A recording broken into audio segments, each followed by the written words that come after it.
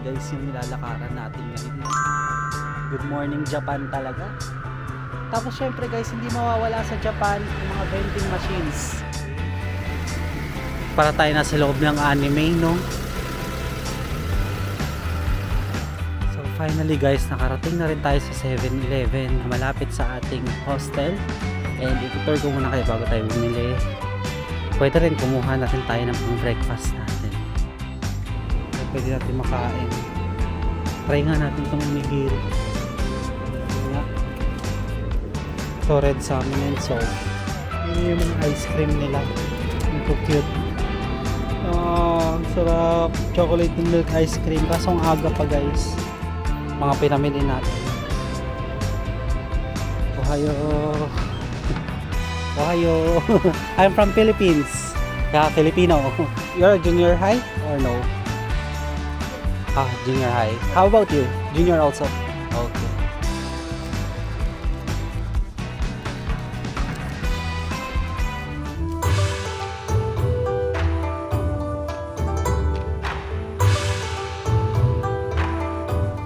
Hi everyone, this is Lost Furukawa and welcome back again to another Tokyo vlog. And for today's vlog guys, ay pupunta tayo ngayon sa isang malapit na 7-Eleven dito sa ating pinagtutuloyan sa Tokyo, Japan. So nga pala guys, nandito ako sa Kanasugi Park.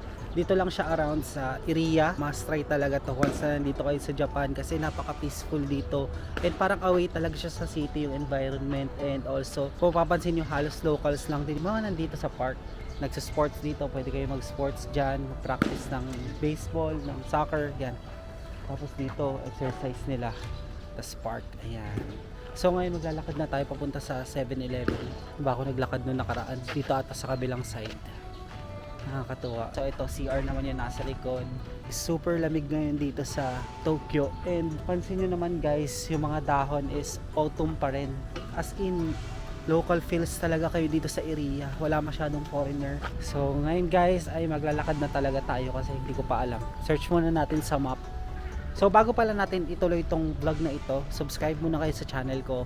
Tulungan nyo naman ako na ma-reach ang 10k subscribers para makapag-giveaway na tayo ng GoPro Hero camera. And syempre, para makagawa pa tayo in the future ng more Japan vlogs. So sa mga bago nga pala sa channel ko, ako nga pala isang travel vlogger and gawa ako ng mga travel guides both local, domestic or international. Kaya sa mga hindi pa nakaka-subscribe, subscribe na. So guys, bukod sa Baguio, isa tong Japan sa isa sa mga less haggard nating vlogs. So kaya medyo kalmado tayo sa lahat ng vlogs natin, maliban na lang sa pressure sa time talaga kahapon. Kasi knowing yung mga Japanese talagang disiplinado sila sa time and talagang masasabi ko, mapapawaw ka kasi dedicated talaga sila sa mga gagawin nila sa buhay kada minuto. Tapos dito guys na yung mga local convenience store. Actually wala masyadong English sa dinadaanan natin, pero nasasabi ko sobrang worth it. Ang tahimik talaga dito sa Tokyo. Tingnan nyo naman guys yung nilalakaran natin ngayon, no? Good morning Japan talaga. Tapos syempre guys, hindi mawawala sa Japan ang mga vending machines. Ayan. Tingnan nyo naman may Coke. Meron pa dito ang latte. Tapos mga mga tea.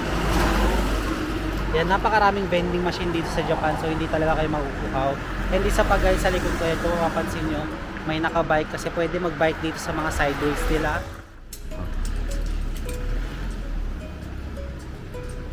Welcome to Japan.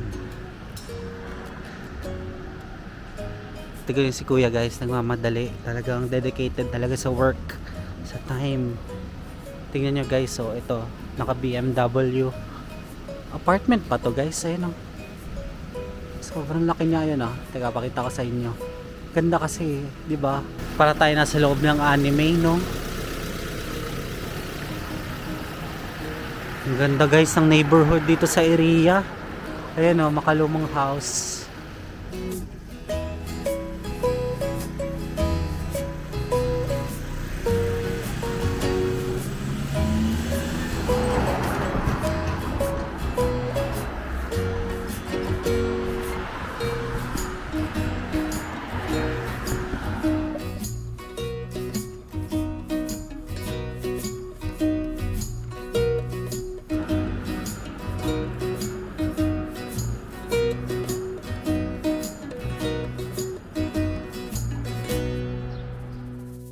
Finally guys, nakarating na rin tayo sa 7-Eleven na malapit sa ating hostel. And itutur ko muna kayo bago tayo bumili. Pwede rin kumuha na rin tayo ng pang breakfast natin. Ohio. Ito guys, mga magazine. Oh, strawberry yogurt drink. Ano kaya kakainin natin dito guys?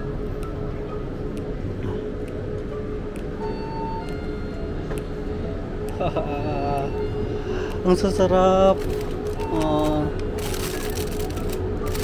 Yan yung donut sa kanila. Oh, ayan oh.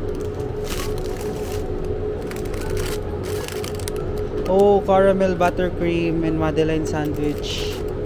Hala, sarap. Mga bread. Ito, pudding. Oh, pancake. Sige, kuha tayo basket guys. Nakakatuwa.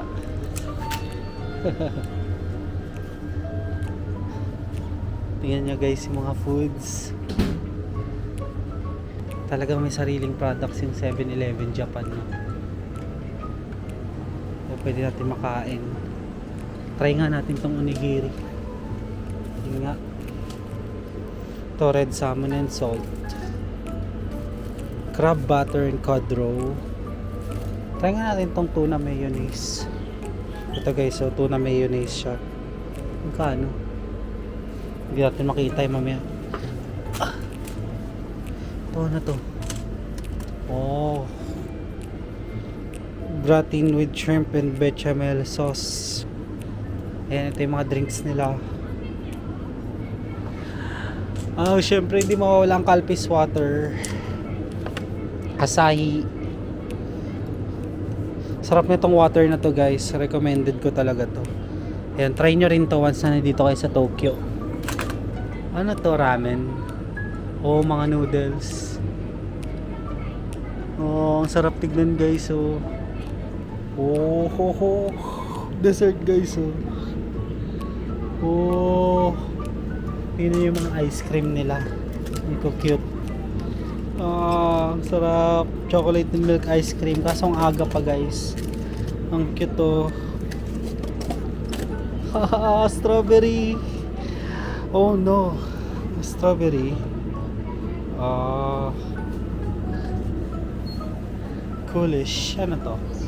Ito parang nakikita ko to sa internet guys, no? Parang ice cream din siya.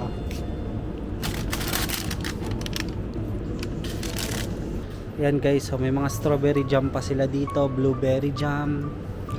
Ano to? Orange jam. Wow, may orange jam din sila guys, oh. Honey. Bread. Check na natin dito yung mga bread nila. Ito, ano to, beef hamburger steak. Ang galing oh, parang ad placement talaga eh, no? Ang galing. Ito, chicken and egg with teriyaki sauce. Silang katsu. Hinahanap ko guys yung katsu sandwich nila, baka wala dito. Guys, so kaya ang healthy na mga Japanese, oh, tignan niyo oh. Mga ganyan yung mga foods. Haha. Tignan niyo guys, oh.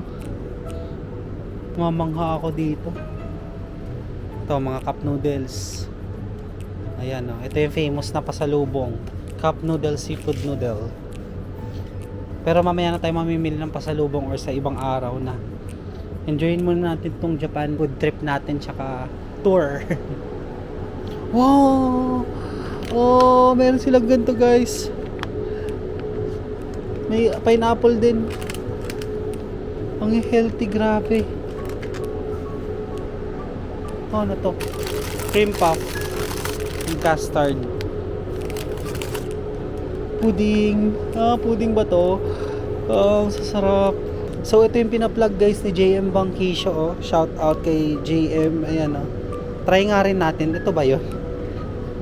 Yung orange juice. Tama ba? Baka mamaya mali. Teka lang. 500 ata yung nakalagay doon. Teka. Pero parang yan din yun, no?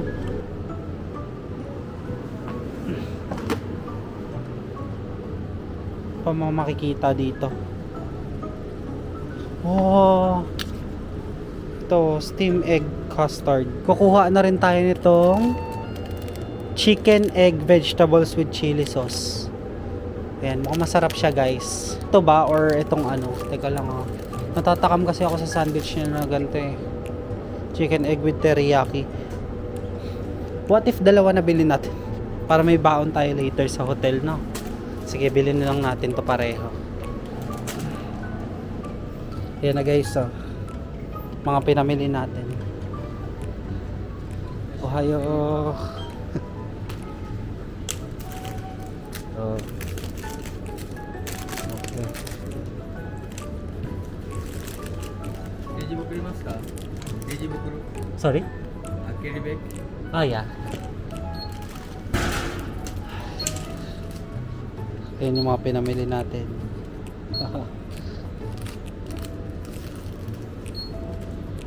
So dito, ito yung makikita na total pati receipt na rin lalabas.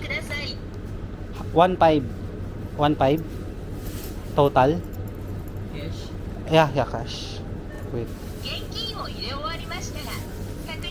Lagay tayo ng cash, tignan nyo.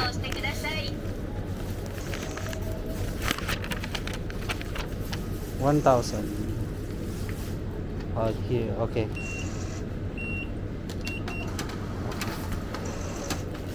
Lagay pa tayo isa.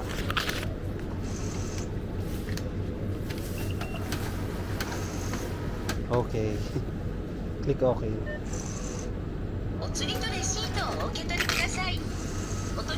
Okay. Thank you. Arigato.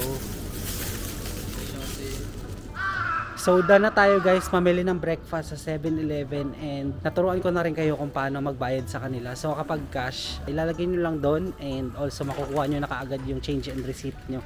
Actually quick lang naman talaga siya guys, pero nung kahapon medyo nag-struggle din ako kasi hindi kami magkaintindihan nung cashier sa counter. By the way guys, dahil wala silang kainan, ang ginagawa ko is babalik ako doon sa Iriya Park or doon sa Kanasugi Park, then doon tayo kakain. So kahapon kasi doon ako nag-dinner sa Kanasugi Park.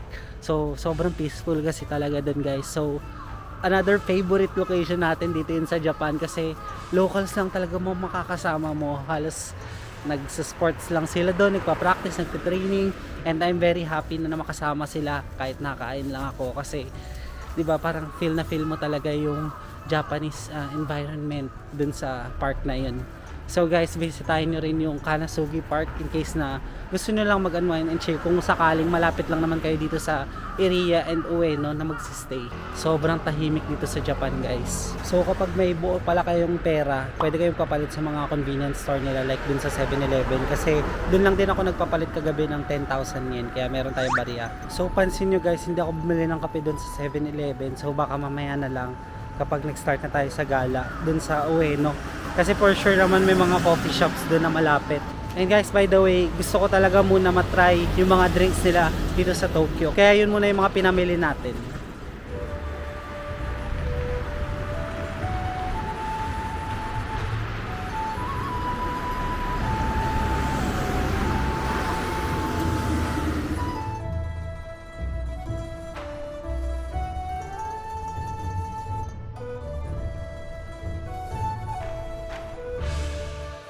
Okay guys, so nandito na ulit tayo sa Kanasugi Park and lalabas na natin ang pinamili natin.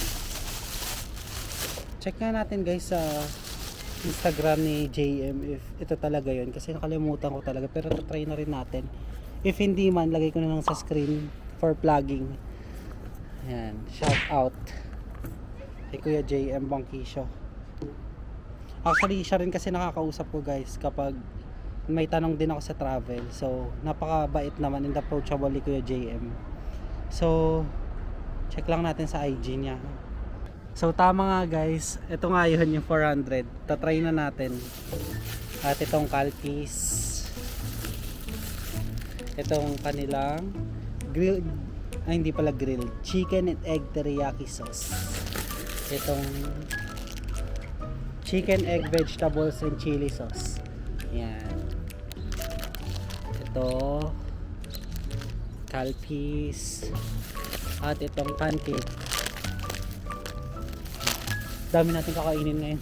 Breakfast lang to guys, no? Tingnan nyo. Oh. May straw din sila guys. Para dito ata yun. Para to i-open. Teka lang. Ah, okay. Tapos sukin ba natin? Paano to?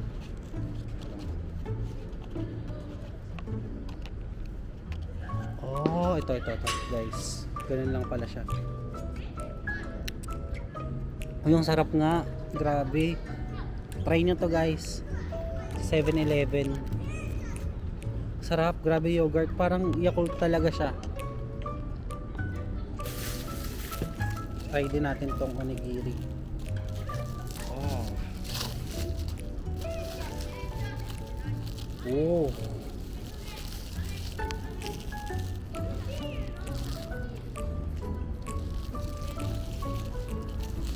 Sarap. Tignan nyo. Tuna mayonnaise. Hindi ko ma-open guys. Ang sakit sa kamay nung lamig. Sarap-sarap talaga na itong Calpis water din. Ito from Asahi. Let's see. Gusto ko na matry din itong pancake nila. Oh. Tignan nyo guys. So malaman no.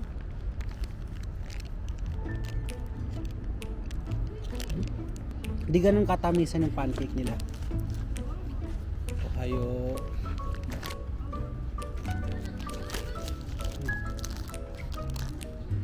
Ito, sandwich. Lahat tinikman eh. Paano na tayo sa hotel mamaya? Wait lang. Gusto ko matry na kasi lahat halos din eh.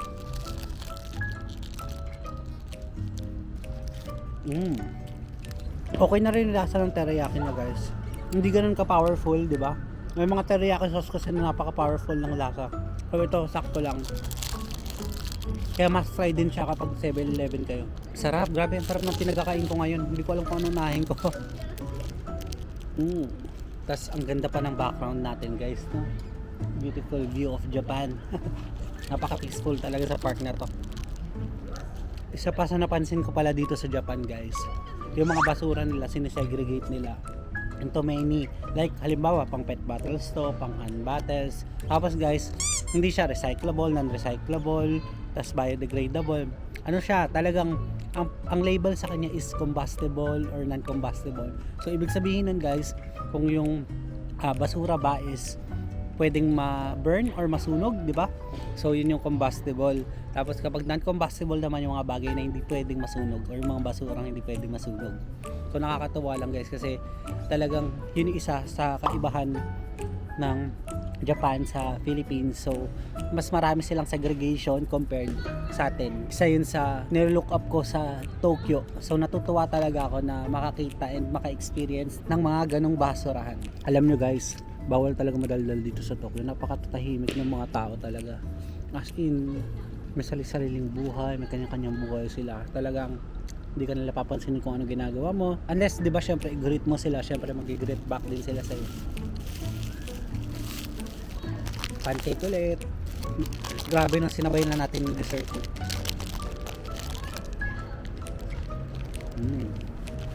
Ano to? Red bean paste pala to. Ayan guys, oh. Tama ba? Ito ba yung mamon ni Doraemon? Or hindi? Pero parang ganito din yung hugis niya, diba? Tsaka yung itsura. So comment down below na lang guys if yan ba yung pagkain ni Doraemon, yung mamon niya sa Tagalog. Hindi ko alam bakit pag dinadab mamon yung tawag. Ohayo. I'm from Philippines. Yeah, Filipino. Yeah, Filipino. I'm a content creator. Travel. What is your grade now? Are you in high school or elementary grade? Hanasugi. High school? Hanasugi. Hanasugi. You're a junior high or no? Yes. Junior high. How about you? Junior also? Okay. Okay, so good luck to your studies. I'm still exploring Japan. It's my first time here in Japan. It is good, right? This one is good. What is this? Orange or yogurt juice? Yogurt juice. Okay. So habang nagmumukbang tayo kanina guys, meron tayong Japanese background. Actually talagang naka-screen record ako para syempre marinig yung mga paligid natin. Nakakatuwa sila guys kasi kahit papano in-approach pa rin nila ako. Kahit hirap kami magkaintindihan talaga. So next time talaga ay mag-aaral na tayo ng Japanese din. So parang kagaya sa Thailand, no, parang hirap din talaga sila. So dito rin sa Japan medyo hirap din kami makipag-usap. Okay lang naman guys kasi kahit papano nagkakaintindihan naman for basic English. So ito na, yung minukbang natin halos paubos na rin halos lahat. Ang naunang naubos yung onigiri ko. Paano kasi guys, ang sarap din, kaya try din nyo kapag nandito kayo sa Japan. So tingnan nyo guys, so may araw na pero sobrang nilalamig pa rin ako. Actually nga naninigas na yung kamay ko talaga ngayon habang nagbablog guys. So baka bumalik muna tayo sa hostel din talaga kasi lamig. Grabe, kailangan ko nang suotin yung gloves. Medyo naninigas talaga yung kamay ko guys ngayon. Ay grabe, hindi ko na siya ma-feel.